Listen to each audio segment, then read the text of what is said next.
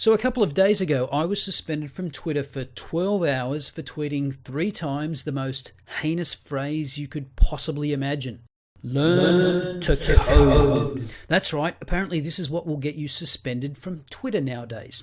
Not blue check-marked celebrities calling for doxing of high school kids and waxing lyrical about how punchable their faces are, or tweeting the hashtag cancel white people. The latter will actually help you get a job on the New York Times editorial board.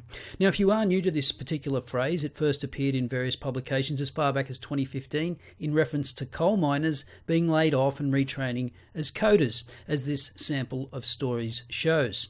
And so was it any surprise that some, including me, thought it fitting to tweet this relatively innocuous phrase on hearing the news that about 1,000 activists masquerading as journalists had lost their jobs across various digital media platforms, most notably BuzzFeed and the Huffington Post.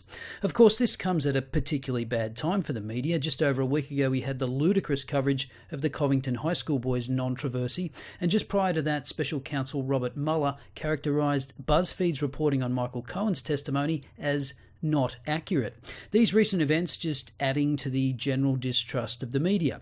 But instead of copping it on the chin as a bit of well-deserved ribbing, the social justice weaklings started concocting conspiracy theories. For example, Talia Lavin, who claimed it was a coordinated harassment campaign emanating from 4chan. She offered as proof a few 4chan accounts gloating about how they were enjoying taunting the recently unemployed via the use of sock puppet accounts on Twitter. Another moron named Josh Russell jumped on the bandwagon claiming, "Just catching up on Learn to Code at Ben Shapiro, at Tar Heel Crystal, and at Red Steez. Leave this part out when they claim it's harmless. I mean, it takes what? 2 minutes to find out it's from 4chan? There are things called archives." Yes, archives are wonderful, aren't they, Josh? The only reason we have this tweet is because Stephen Miller archived it. Because you see, when the stunning and brave Josh was confronted with the facts about the origin of this meme, he promptly deleted the tweet. And before doing that, he tweeted that he was going to delete the tweet because of all the harassment he was receiving. And of course, he deleted that tweet as well. And that, my friends, is the perfect example of a cry bully. And so it appears that Twitter bought this conspiracy theory hook, line and sinker, and when combined with their own ideological biases, led Twitter to hit the panic button and start suspending accounts. This article at the Post Millennial had a good take on the sequence of events. Apparently, a regressive named John Levine was in the know, stating, "I am told by a person in the know that tweeting Learn to Code at any recently laid off journalist will be treated as abusive behaviour and is a violation of Twitter's terms of service." Twitter then went into damage control mode with a spokesperson saying, "It's more nuanced than what was reported. Twitter is responding to a targeted harassment campaign against specific individuals, a policy that's long been against the Twitter rules."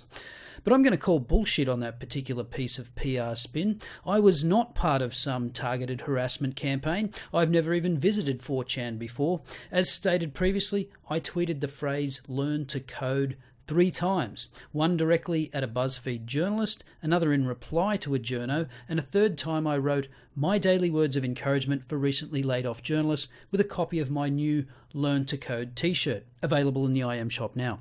As you may have noticed, when Twitter emailed me the tweets for which I was suspended, they blanked out the words Learn to Code as if I might be triggered by the very words that I wrote. Yeah, thanks, Twitter twats. And I suspect, although I have no direct proof, that there was a gendered angle to this, that a lot of the activist bloggers being laid off were women. And as a subscriber to regressive identity politics, Twitter abides by the rule, meteor strikes Earth, women most affected. Tucker Carlson had a good take on this. Someone on Twitter came up with a pretty brilliant piece of advice for all those laid off journalists trying to figure out what to do with their lives. Learn to code. Perfect. Suddenly, Learn to Code was everywhere on Twitter.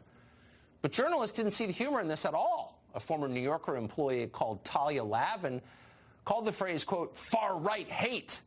People who went to Wesleyan shouldn't have to learn to code. So they complained to the censorship authorities at Twitter, who immediately concluded that asking someone to learn to code might be, quote, targeted harassment. But only when it's directed at people who used to work at BuzzFeed. For the paper mill guy in New Hampshire, coding is still the future. Now, some of you may be thinking, well, why are you engaging in this juvenile meme war? Isn't this beneath you to stoop to this level? Well, to those people who I just made up, I say no. If you think I'm above taking the piss out of woke bloggers, then you have seriously misjudged me. This is exactly who I am, and if you have a problem with that, well, I only have one thing to say. Learn to code.